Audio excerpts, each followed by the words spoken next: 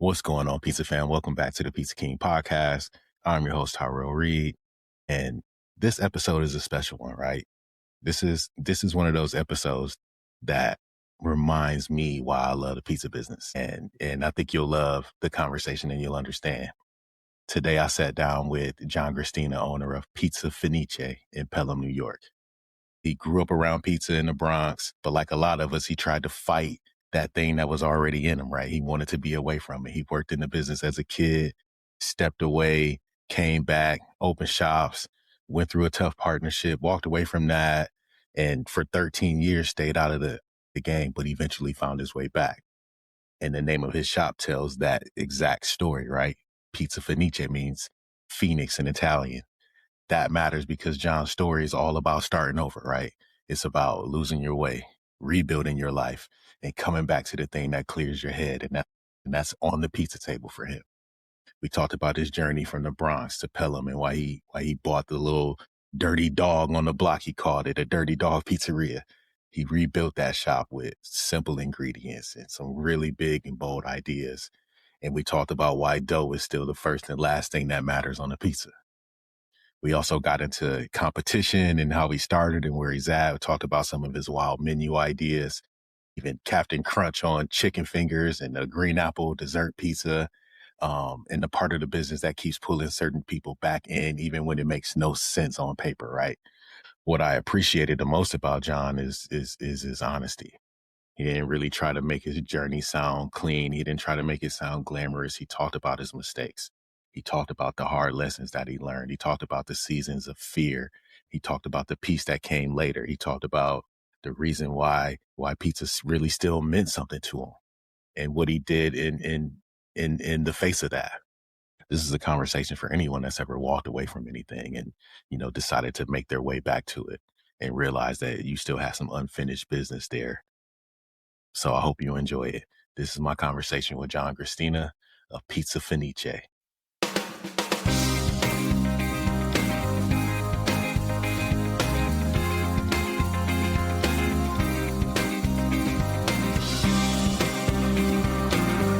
I'll turn him.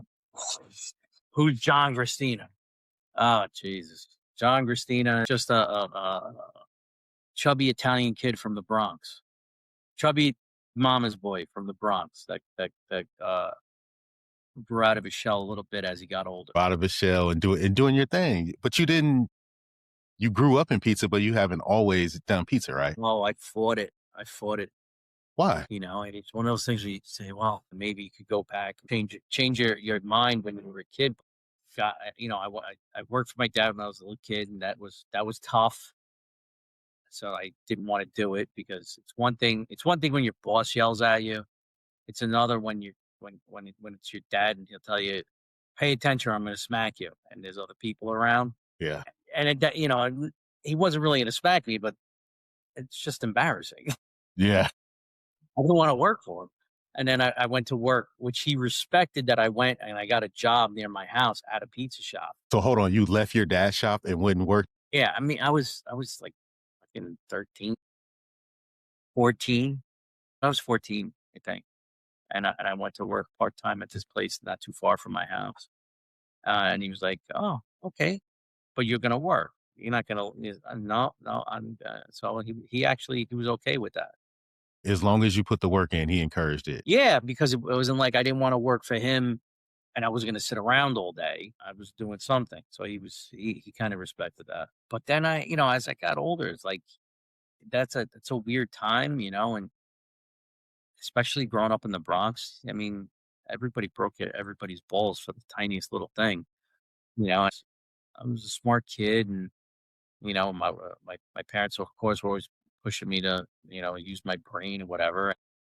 As I got older, I realized I had more of an aptitude for the pizza business, but I still stayed with as much as I could. I hung in there tooth and nail with school. I went to college and freaking pre-med and in and out. I was on like the 15-year plan, I know was that. like, well, I'll switch to night school. And it was, all right, I'm going one day a week. And then it was like, all right, I'm getting married. Okay, that's going to have to wait. And then got to a point where I was like, shit, I got kids now, and I got to finish my degree at least, so like at least I could turn to them and say, hey, finish what you start. Doesn't matter. Real quick side note, when I told my wife, I was like, I'm gonna go. I was like, listen, I got like 10 credits left, but I think they're gonna get older, and I have to be able to speak, not as a hypocrite. And that was my main reason for doing. So I go to like an open house, and freaking dean, after some discussion, tells me, "Oh, you have more than enough credits to graduate it You were already done. from a decade prior." And I lost it. I was screaming at this guy on the phone, you know, my life could have been different. What the fuck? Blah, blah, blah, back and forth, back and forth. And then he was like, "So do you want to work? Want to walk?" And I'm like, "Yeah, Hell yeah, I want to walk. yeah." Well, so, so I go. So literally, it was like January or February. And, we go back and forth with like transcripts and stuff. Figures out that, all right, if you didn't want to do this degree, you could graduate with this degree. And I'm like, nobody ever told me that. Like, I wasn't going to go to medical school back, 10 years ago. I was already married and like with kids, I had like my priorities had changed, but at least I would have known I would have finished, or I could have used Yeah. that degree to get a job instead of floundering around a little bit. Graduation at Fordham University on Rose Hill.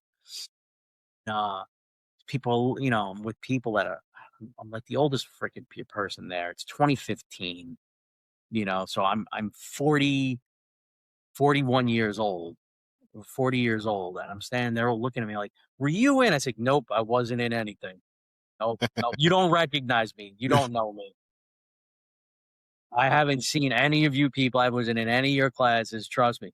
And the kick in the head, and I laugh about it now. I'm sitting there, and it's a beautiful day, and I'm laughing to myself the whole time, like, son of a bitch. Can't believe this. Can't believe this. I'm just happy though. And a girl I went to high school with was getting her PhD Well, you weren't that alone. day. Yeah, that day. I'm like, well, ain't that a kick in the head? Still, And I actually messaged her on Facebook when I found her. I was like, you want to laugh? But it all worked out for the best. And then, I was I ended up in the pizza business in the late 90s, early 2000s. And then I ended up opening up my own place with a partner. And then we had two, and then we had three. And then it didn't work out. It ended bad for a lot of reasons. His fault, my fault, doesn't really, at this stage in the game, it doesn't really matter. like, did that sour you towards the business for a little while? I left. You were done, right? I was done. I was going through my own shit, as we all do, and it wasn't good, and like I said, there were other problems inherent in that relationship, and I did not I didn't deal with them well, and so I gotta take the blame where blame falls. Absolutely. But at the same time, I walked away with nothing. I walked away. Well, you walked away with your peace, though, right? At least some peace. Well, the piece came much later. So it was like being at a cliff and just saying, "Oh, fuck it, yeah, I can't go back the other way," and I go through a long time of putting my life back together. How long did you stay away? It sounds odd to say it like that. I mean, I didn't own a place. I worked for Artichoke Pizza for a little bit. I worked for Fran and Salad, Artichoke. I did consulting jobs here and there, but it was never anything super steady. And then I worked for a myriad. I mean, you could count them off. I worked for Good Burger, Just Salad, Fresh and Co., all places in the city. Big, multiple store franchises. And then that was never working. It was a couple, 2, 3 years, 2, 3 years. And then I landed with the Cheesecake Factory in Westchester, and I was there for like 3 years. And that was a good gig. And they were like fast tracking me. They want to be a manager. And I was there. I was like, "This is fucking great." And I was kind of like proud of it. I was like, "Yeah, next year, another 2 years, I'll be store manager." They give you a beamer, they give you stock options. It's a solid gig. You get, 6-figure salary. And then I'm Holy standing shit. there Are like, they hiring right now? yeah, right. That was the deal then, and that's how they sold it. And then I'm standing there, it was fucking Sunday night, I never forget it. I had just gone to a funeral that week. Um, my buddy John, his father passed away, and we're sitting there, and he decided to give a little speech, and he talked about his dad. And he's like, my dad was never around, but we understood that he was providing for us in a way that today is almost impossible. He put me and my sisters all through private school on a single salary. My mother was a stay-at-home mom, did the best for us. And today that's something that pretty much an insurmountable thing to do. The times that he spent were that much more important. And like 2 days later, I'm standing there. 3 days later, I'm at work. I'm at the Cheesecake Factory. Sorry, I had to wave to somebody. And it's like 9 o'clock on a Sunday night. I can't do this. Like my kids are still little. I don't want to be here. So I quit. I found a job where I had the weekends off, and I went to Aramark food service. I applied, my attention bastards, they got me. I applied for a job that I was like, all right, I'm gonna make less money, considerably less, but I'm gonna have half the summer off. I applied for a job as a food service director for a school. So I A was good gonna have schedule. weeks off in the summer. I was gonna have the weekends off. And that, my wife's a teacher, and I was like, "This is great. All right, so I make a little less money. I'll find something else. I'll do some side work or whatever." All right. And then they baited and switched me. Then they like, "Oh well, that's not really available. That was like an internal. We had to post it, but we have this available." And it was the food service director for the county jail. And I was like, all right, well, is it still weekends off? And they were like, yeah, it's weekends off. It ain't weekends off because the freaking people got to eat all weekend. And I gotta, at least I gotta go feed 1,000 people, and it happened a few times. I actually didn't mind it. It was good, but it was a lot. You had to be there. Operations start at 4 a.m. and I did that for a while, and I got offered a job at a hospital out of the food service side, and it was an opportunity for me to take a break and kind of look at, reevaluate and figure out what I'm doing, what I want to be when I grow up, kind of thing. Because I was only in my 40s. You got a lot of time left. Yeah, tons. Yeah, so I was working in a wound healing clinic within the hospital, and I was kind of like assistant to the director and then office manager. It was a good gig. It was Monday to Friday. I was out of there by 4 o'clock, 5 o'clock maybe. Weekends off. Really? Well, I mean, like, I've tried other jobs too, and the day-to-day stuff just drives me crazy. It was I was going bananas. I was going bananas. Like I couldn't take it, and I knew I knew my boss, and she was great.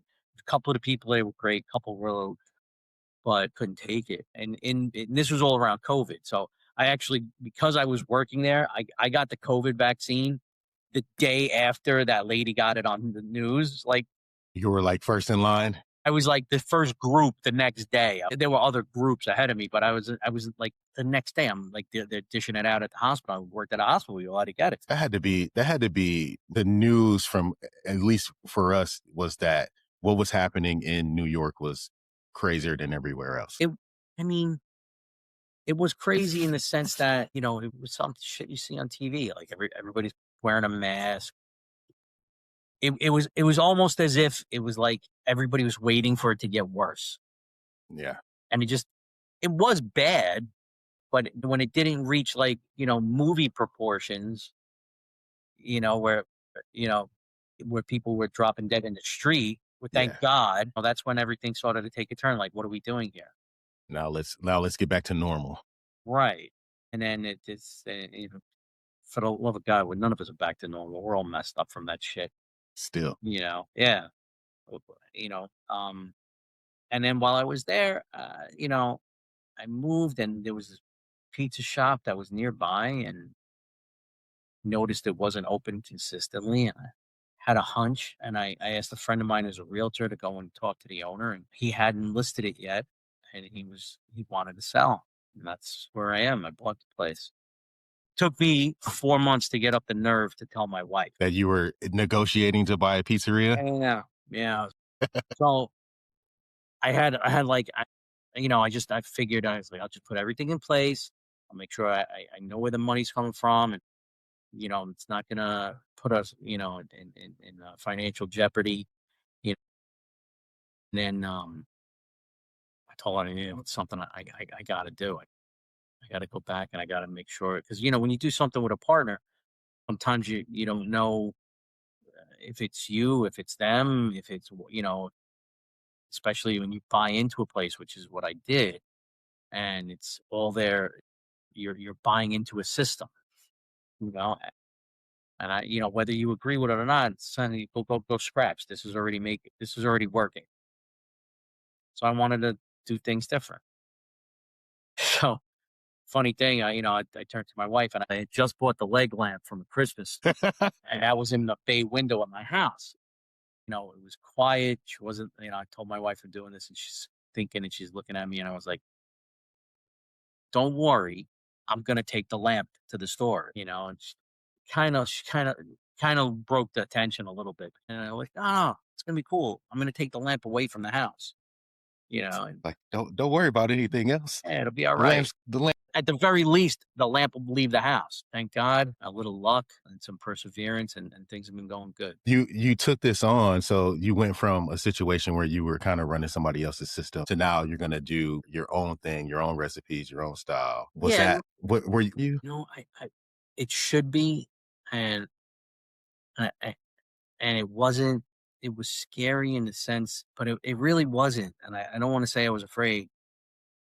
I want to say I was anxious Okay. because at the very least in my head, I said, if this doesn't work, then if I open up and nobody likes what I'm making, and I get no positive feedback, and nobody comes, and I have to sell the place, and hopefully I get out of it without losing, you know, the money I borrowed. At least I could close the book on that, Yeah. you know. Yeah, so yes, there was some fear, but it's like you got to do it. You're I afraid, know. all right, but I got it.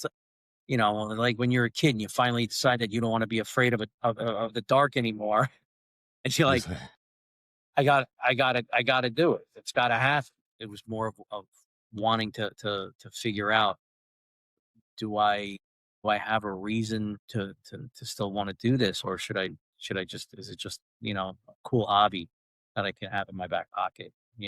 this is what we're taking, into the shop. What was the first thing you was it dough? So Was it sauce? Was it a pizza that you had in mind? What I started it all over.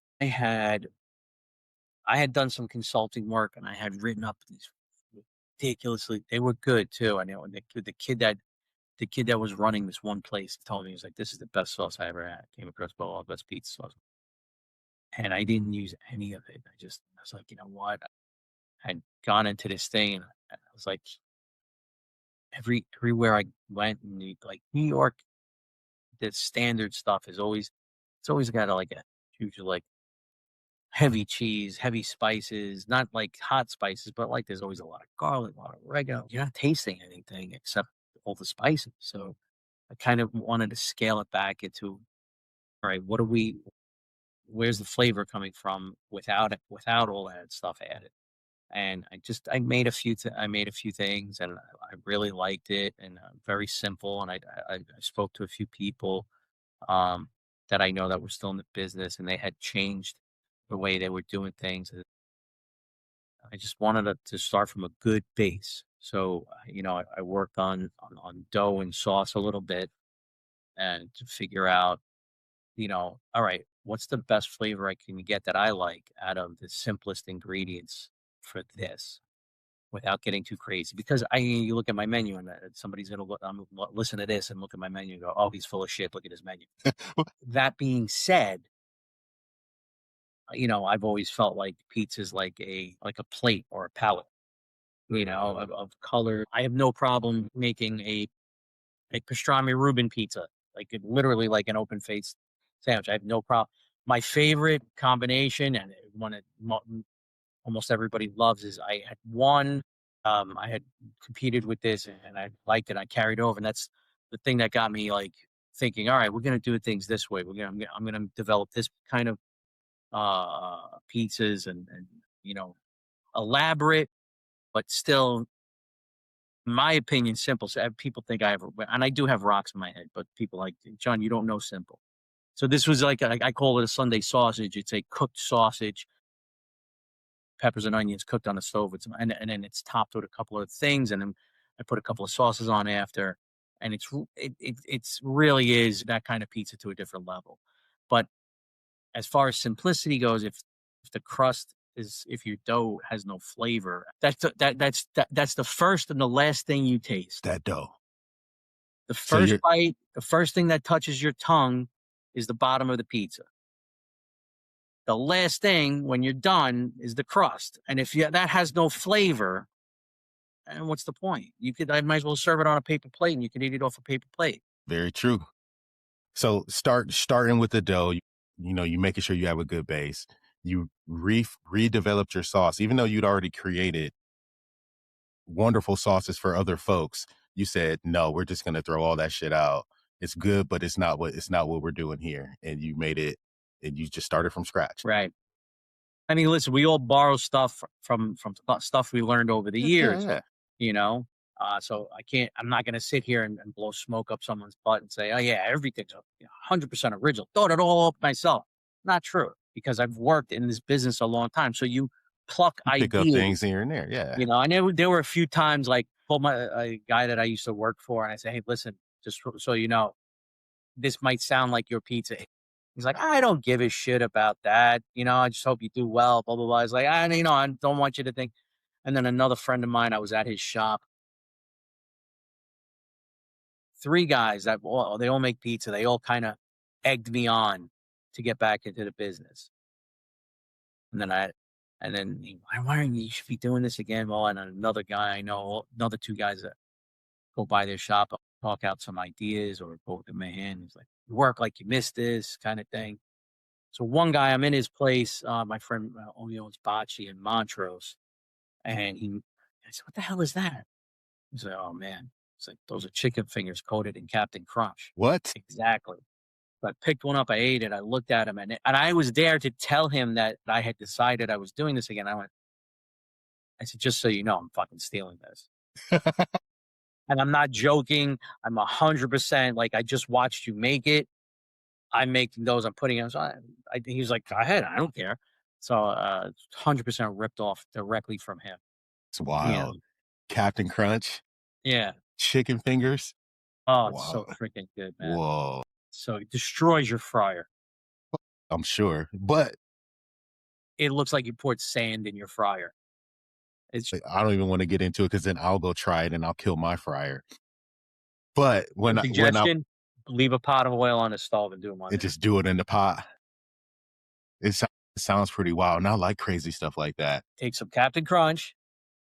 Take some semolina flour. Huh? Right. Mix it like maybe not 1-to-1, maybe like 2-to-1 ratio. Okay. So use it and use it as a breading. Man, I remember when I was with Fuzzy's Taco Shop, we were doing our breaded chicken with cornflakes then, but Captain Crunch sounds even better. And it's just, my breadcrumbs, I mix panko and cornflake. dude, it's really good. It makes a difference. It gets a little bit of sweet. Basically I have seasoned Italian breadcrumbs with cornflake breadcrumbs mixed in. Yeah, and it's more crispy. Yeah, It's and the Captain Crunch, man. I only do it. And we make them to order, so you can't like prep them ahead. yeah. They get tacky. All the sugar starts to dissolve. The moisture from the chicken turns it into like a paste. So it's very limited, just the whole offering of it. Yeah, you got to make it. You got to make it to order. You That's the do way I like to do it. you do a lot of limited, even the chicken wings, where we're only doing them for Super Bowl, or little stuff like that. Yeah. I was talking to Tori T, who made me introduce myself to you. And I was like, oh man, I've been trying to figure out, something to do with green apples. I love green apples. I haven't really found a good way to incorporate it into a pizza yet. She goes, ask John. He'll he'll do something crazy and he'll just think of. He goes. She said you could throw any topping at him and he will figure out a pizza. Is that true? You can take any topping and make a pizza. Is that? I, Do you I've, take pride in that? yeah, yeah. So I have, I do a dessert pizza with green apples, Yeah. and it's the simplest dessert pizza you could make. There's nothing fancy about the prep or whatever. You literally just take some sliced green apples. I like to do it both. I do a crust with a little bit of cheese, and I throw some green apples on it, bake it, pull it out, put some raw green apples, and you cover it in caramel. So you get soft apples and you get snap of fresh apple and you get the caramel. Okay, I have to get that one a try. That's probably, honestly, that's the simplest pizza that I make in the store. Flavor though. Yeah. But then I have another one on the menu, and this guy ordered it last night, and I put it on out of spite because somebody tried to insult me by calling my store an artsy bullshit place. So I put a pizza on the menu called an artsy, and it's artsy. It's It's artsy. yeah, it's crumbled sausage, sliced dry Italian sausage, red onions, green olives, green apples, and then I put a balsamic glaze and provolone sauce on. And you serve it on white porcelain. Yeah, right. No, so I made it, and it honestly, I every now and then I laugh because I did it out of spite that I got that comment. No joke. I told this guy John that comes in all the time. He ordered it the other day, and I laughed. He said, "What's so funny?" I was like, "This is coming off the menu. This is like the sixth time I've made it, and I've had this menu iteration for 3 years. I haven't changed in 2 years. I've only made 5 of the pies." These are people like, oh, the artsy. I don't like it. But this guy ordered it, and I didn't think of it. A customer comes up with something, and you're like, shit, I didn't think of that.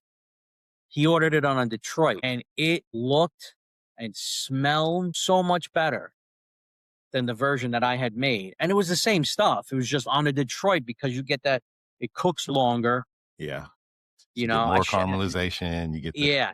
You get that And frico he edge. called me Looks up when he great. got home, and he was like, dude, make another one. Let everybody try it. It was awesome. And now you can't even take it away. Well, I'm gonna say, I mean, we'll see. I'll make it for the winter, but it's almost like I made it. I'm like, this is like a kitchen sink pies, and if it's done right, it's good. But if it's done wrong, it's a bread bowl. One you've ever done? Craziest combination in the store? No, because I get weird sometimes.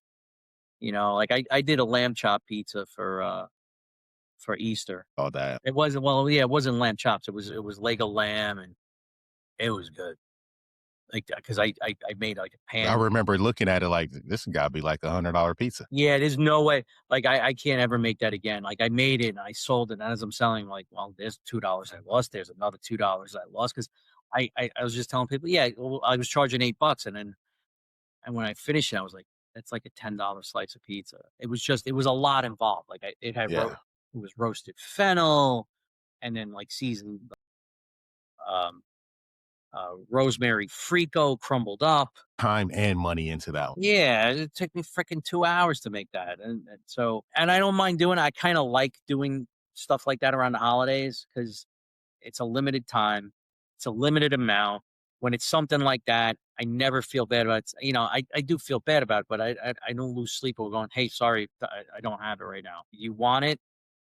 Come tomorrow. Give me a day and time that you want it. I'll make sure I have the stuff. Like the Thanksgiving pizza that I make it for the month of November. It's a lot of work, but the fact that I'm only making it for that month, I make sure I have enough supplies, and we gear up and we get it prepped so that I can put one together. It's still a long time to put one together. Are there any ideas that you come up with that just never make it to the slice case or never make it to the menu? Yeah, I wanted to do a French onion pizza, like a French onion soup. But just like you got to cook it down until it's like a gravy or an onion stew. I made, and I was trying to work on it, and it was always a little bit too salty because you could. I never perfected it. But it was good. It was good. Like if I took those onions and I put it on like a Philly steak, or put it on a ribeye, but so that there's always that stuff lingering in the back of my head. that sometimes I'll do it. Listen, this is a small shop. It's 700 and change square feet, 60, I think, 775. Okay. Not a big place. You got a small kitchen. My kitchen is like barely 300 square feet. It's like 200 some square feet. And that includes the bathroom. My kitchen, there's no like extra space. There's the small space in front of the sink. There's the 2 steps that lead to the back door. There's the little space in front of the 6 burner and the deep fryer. And then there's the space in front of the 3-door fridge. And that's it. Tight. Where you keep all your dry stuff? Anywhere it fits. Wherever you can fit it. I have a rack in the back, and admittedly, I have to clean out some of it because there's some equipment that I just say, "Hey, we're not going to do this. I'm not going to use that." Like I bought some stuff that I don't need or that I didn't. And got to make some of those eBay or Facebook Marketplace posts and sell it off. Before I did one of the 3, like I said, I had those 3 guys that they were always like needling me, kind of, you know, why don't you get back into the business? When I was working at the hospital, it was during COVID, and all these people were doing pop-ups and cooking out of their house, and I was like, well, I can do that. Yeah. So I started doing, like, I bought a couple of Blackstone ovens, like the ones that the The rotating. rotating. Yeah. Love that oven. And by the way, that company missed the mark so poorly to Uni and Ghazni. Those ovens are beasts. I made pizza for 200-300 people on 2 of those, you know, and you That can thing is only put awesome. 1 pizza at a time in it. And those things, and refractory time, 1 minute. I just leave it alone on high for 1 minute, and it's hot again. It's surprising that you don't see more folks using it, especially, you know, like professional pizza makers, because it is a badass oven. Dude, I'm telling you. For a pop-up, man, that thing is nice. If you're gonna cook one Yeah. pie, it's pretty. So I started doing those, and I had a blast. And that's when it put the seed in my head to look for a place. Yeah. Doing like little pop-up So parties. you were starting to have some fun with it again. Yeah. And you know, I have this discussion at least once a week with people I know. I get phone calls, I get offers to, oh, we should open a place, we should do something together. I like, or my favorite is, you don't need to be making pizza, blah blah. It's like, actually, you don't understand. This is broken, and I do, because that's my catharsis. That makes me feel better, you know. Like, I don't know you from a hole in the wall, and you seem like a great guy, but if you have passion for this type of business, and I'm saying this wholeheartedly for everybody I know that has a solid passion for working in the environment of a 120-degree kitchen in August, we have something broken in our head. And because we like that. It ain't about money. No. It ain't about money. No, it's not. If I opened up, I bought the ugliest, dirtiest pizzeria within 4 miles of, you know, if you put a dot in my store and did let's say 2 miles radius, there's 20 pizzerias. Jeez. You know, and I'm not even exaggerating. There's 5 north and south on the strip that I'm on, within a mile. Jeez. And this was the dirty dog.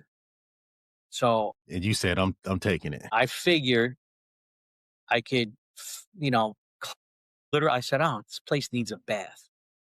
It needs a bath, and it'd be a nice little shop to just, I don't know, just pay my bills. I'm not looking to buy a Lambo and park it out. Park it out front. Yeah. Do some Instagram content. I want to pay my freaking Con Ed and be able to take my kids out for dinner. That's what I was looking to do. And, you know, not have my wife go, how are we going to cover the mortgage? That was my goal. Cover my bills and clear my head. I could tell by the look on your face, you know what I mean by clear my head. Yeah, trust me, that's my space. And I don't make pizza every day, but if I say, look, I'm stepping in tonight, they know it's just, that's because I need to be there. That 3x6 space, you're good. Yeah. Don't mess need to with talk me to anybody because you're going to lose. Yeah, I can do that. I'm still pretty good too. And that's my favorite place to be, is making those pies. You know, I have one guy that makes pizza here on Sunday. and it's only because he knows me and my family for 5 years. Like You got he way, knows way me. back. Yeah, Yeah. I was a little kid when he was working for my dad, and he works here on Sunday. I do all the pizza. I have a great prep guy who's been with me for 3 years. He came here to wash dishes, and I said, do you wanna learn how to do prep?" Because I had just fired the guy cooking that day. It's been one of those like, oh yeah, we're gonna do this, we're gonna do that, and I had to keep changing things because couldn't find the right people. What inspired you to compete? Because I mean, competing is something that's you've done since the very beginning as well, too, right? Yeah, well, I started doing that because now it's just fun. It's like a break for me. You go to Vegas. I don't like getting crazy anymore. I mean, you gotta leave the craziness. You gotta give yourself one night out there.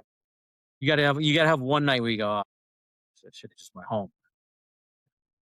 You can't. You gotta have fun other ways. So I like it. I like being in the back with all the competitors. I like talking to people, getting new ideas, helping other people because they look at you and they go, "Oh shit, you've been here a lot. How what do you think?" But to me, that's a lot of fun. Like I said, broken. Having fun. I think it's cool, and I've never competed at, you know, yet, and I'm pushing myself to get there. But I look and I go, damn, if these guys get to work on any oven. Look at this. We got all the greatest pizza makers from around. They're all back here and they're sharing ideas and talking about toppings and doing this. And it's like, dude, this is like Mecca. This is like pizza heaven right here. It's great. It's really great. So what it and not just, toppings or making pizzas. You done fastest pizza. You've done largest stretch. You did your research. Yeah, that was a long time ago. Yeah. I was doing fastest pizza. I got as far as winning the trial, which was at the time they used to have like these regional trials Hmm. because there were other shows around. There were smaller shows. So it was '06 or '07. I was at the Javits Center or '05, and I won the trial.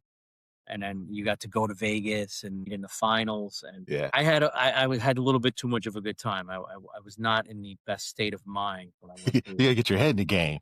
Yeah, oh, man, it was bad. You know what? I remember just standing there and laughing, and the guy who was my judge at that time was literally, "You're right." I was just like, this is not gonna be good." But you know what? I always had fun at those things, man. It's cool to know that you're part of a community that garners you a little bit of respect for what you do, you know? And if you need to lean on them, they're there for that. And I really like that. Yeah, I love that part of it too. Pizza is the greatest community. I'm definitely gonna go to the Columbus is a good town. I'm really trying to make the Columbus show. I didn't go last year, but I do want to make it this year for Columbus. Which is funny. I went to a restaurant or a food and ice cream show or something like that. I was out in Really, Columbus. They had like a pizza competition, but it had very little to do with pizza, like other than that competition. And I remember going and I had a blast. It was a great show. But what stands out in my head is I had probably one of my top three meals of my life at this place in Columbus. really. What was the name of the place? Marcello's, I think it was, or Marcello's. Somewhere. Oh, was it right there next to the convention center, like a couple of blocks up on I High would be Street? surprised if it's still there. It was fantastic. It was a nice Italian restaurant. Kinda when you walked in, it didn't really look like a restaurant. I was like, "Oh, this is like a fancy sandwich shop." There's like because the first thing you see in the back is like a deli counter, but they sliced all their meats fresh for their charcuterie boards or whatever.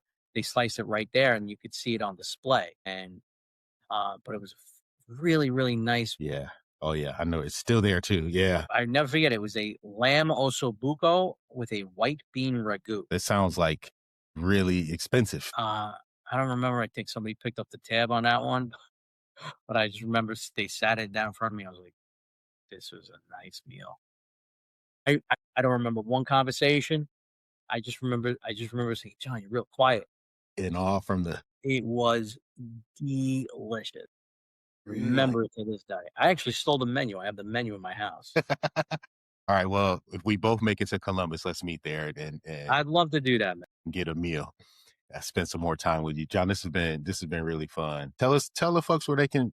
We talked through your whole story, but we didn't even drop the name of the shop, which is so much a Pizza part of your Fenice. story. Pizza Fenice. Not Fenice, not Fenice, not Fenice. Fenice. It's the Italian word for Phoenix. I'm gonna look at my logo real quick. Boom. We're in Pelham, New York. 20-minute train ride from Grand Central, 5-block walk from the train. There it is. Hey, like the Phoenix, you arise. That was the plan. I love it. It was really good to meet you. Thanks for taking the time to talk to My me. pleasure, man. Thank you so much for having me on. I really appreciate it. Anytime, Thanks again. Definitely, bro. Thanks. Have a great day. Appreciate, just giving us your time, your history, your lessons. And I know somebody will be inspired to just get out there and go kick some ass, man. Make it simple, but make it good. Thank you. Thanks, John. Take care, buddy. If you've gotten any value out of this episode or any of our other episodes, I need you to do me a favor. Go leave us a review. Every review on Apple, every 5-star rating on Spotify helps this show find more operators just like you and helps them get that same value that you're taking away from this episode. And as a thank you, anytime somebody leaves a review, sends me a screenshot, just DM me a screenshot of your review, I'm going to send you a free gift, something awesome, something cool. I'll send you a gift, whoever leaves a review. That's the challenge. Go leave a review, DM me a screenshot of it, and then I'll get you something. I got you something special from your boy. Now let's get back into the episode. Peace.